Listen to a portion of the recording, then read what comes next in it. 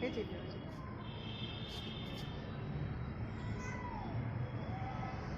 સાહેબ તમે હેલ્પ કરો ને જરા પેલું કરવાનું ખુલ્લો કરી નાખજો.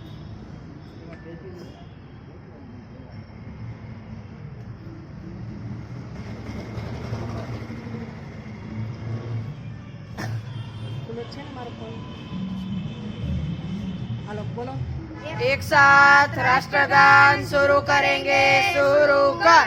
जन गण मन अधिनायक जय हे भारत भाग्य विधाता। पंजाब सिंध गुजरात मराठा द्राविड़ उच्चल गंगा वीर हिमाचल यमुना गंगा उच्चल जलधि तरंगा।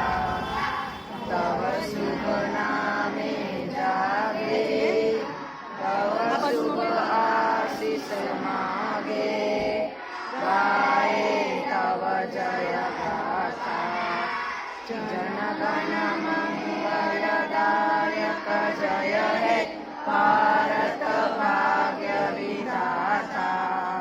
जय है जय है जय है जय जय जय जय है। ભારત માતા કી જય કરો. भारत माता की जय।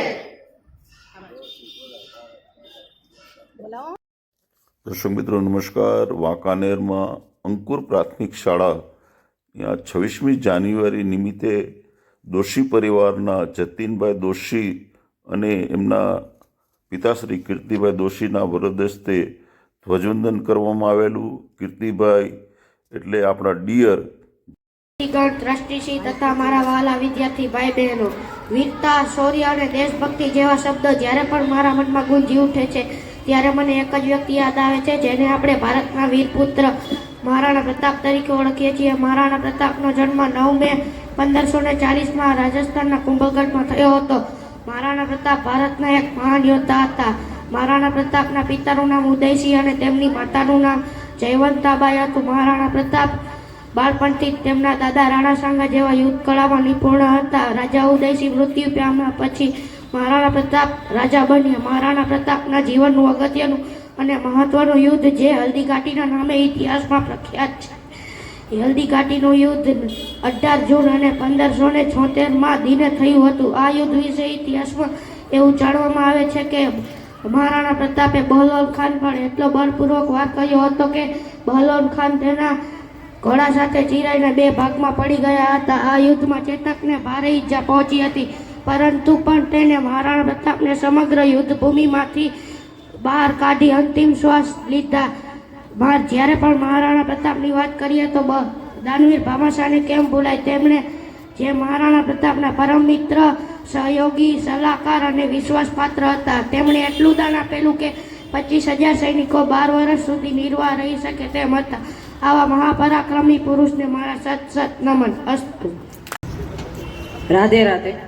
અહીં ઉપસ્થિત ટ્રસ્ટીશ્રી, આચાર્યશ્રી અને શિક્ષકશ્રી, મારા વાલા ભાઈ બહેનો, હું આપનું સ્વાગત કરું છું. મારું નામ છે ગોસ્વામી. હું આજે છત્રપતિ શિવાજી વિશે 2 શબ્દ કહીશ. છત્રપતિ શિવાજી એક મહાન યોદ્ધા અને કુશળ શાસક હતા. તેમનો જન્મ 19 ફેબ્રુઆરી 1630ના રોજ શિવનેરી કિલ્લામાં થયો હતો. તેમનું પૂરું નામ શિવાજીરાજ ભોસલે હતું. તેમની માતાનું નામ જીજાબાઈ અને પિતાનું નામ સાહુજી ભોસલે હતું. તેઓના માતાએ તેમને સારા સંસ્કારો અને શૌર્યની વાર્તાઓથી ભરપૂર ઉછેરી આવ્યા હતા. તેઓ બાળપણથી જ બુદ્ધિશાળી અને સાહસિક હતા. તેમણે પોતાના ગુરુ દાદા કોણદેવ પાસેથી શસ્ત્ર અને યુદ્ધની તાલીમ મેળવી હતી. તેઓએ 12 વર્ષની નાની ઉંમરે જ મરાઠા સામ્રાજ્ય સંભાળીને 1642થી 1680 38 વર્ષ શાસન કર્યું હતું. તેમના પત્નીનું નામ સાઈબાઈ નિંબલારકર અને પુત્રનું નામ સંભાજી હતું. તેઓના કાર્યોથી તેમને છત્રપતિની ઉપાધિ મેળવી હતી. તેઓએ પ્રજા માટે ઘણા સારા કાર્યો કર્યા હતા. તેઓએ દખ્ખણમાં છાપામાર પદ્ધતિ અપનાવીને ઘણા કિલ્લાઓ જીત્યા હતા.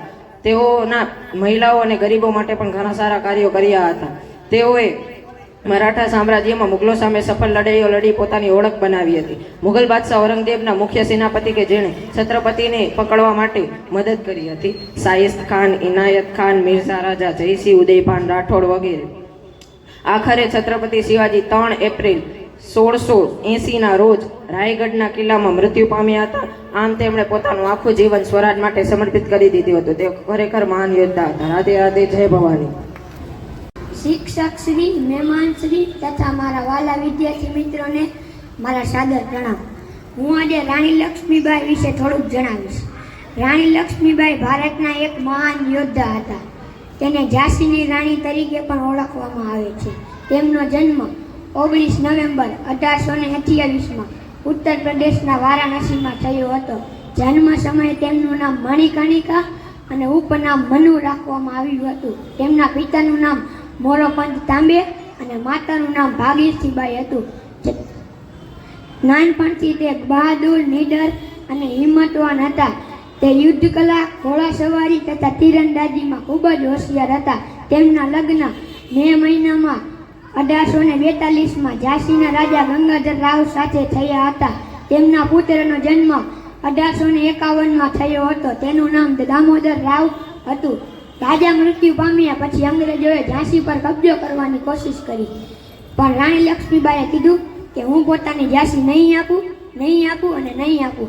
રાણી લક્ષ્મીબાઈએ પોતાની ઝાંસીને બચાવવા અંગ્રેજો સામે ખૂબ બહાદુરીથી લડાઈ લડી. ગ્વાલિયર પાસે લડતા તે વધુ ઘાયલ થઈ ચૂક્યા હતા. રાણી લક્ષ્મીબાઈએ અંગ્રેજો સામે પોતાનું આત્મસમર્પણ ન કર્યું અને વીરતાપૂર્વક મૃત્યુ પામ્યા. રાણી લક્ષ્મીબાઈ ભારતના ઇતિહાસમાં અમર બની ગયા.